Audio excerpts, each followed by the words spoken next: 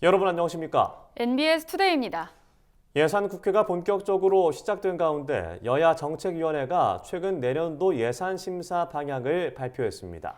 여야 정책위는 농업 분야 예산의 증액을 예고했는데요.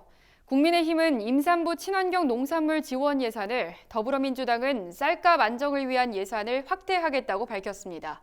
이호철 기자입니다. 국회에 본격적인 예산 심사가 시작된 가운데 여야 정책위원회가 내년도 예산안 심사 방향을 발표했습니다.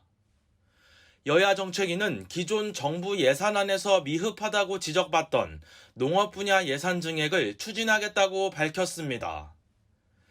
여당인 국민의힘은 8일 2023 예산안 심사 방향을 발표하고 민생 부담 완화와 사회적 약자를 위한 20가지 증액 사업을 공개했습니다.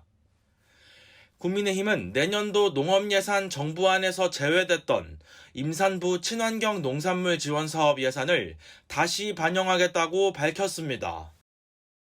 또 농수산물 바우처 대상을 확대하고 전통시장 할인 행사 등 장바구니 물가 안정을 위해 589억 원의 예산 증액을 추진하겠다고 밝혔습니다.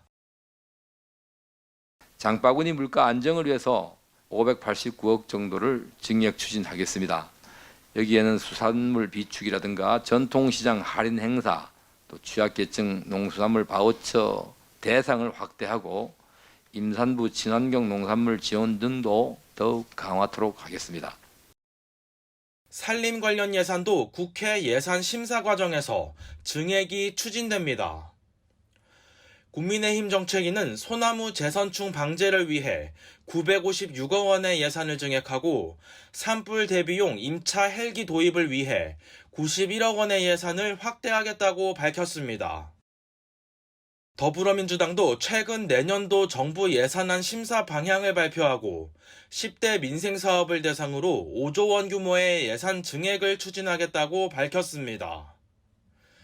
민주당이 증액을 추진하고 있는 농업 분야 예산은 쌀값 안정을 위한 예산으로 총 1,959억 원 규모입니다.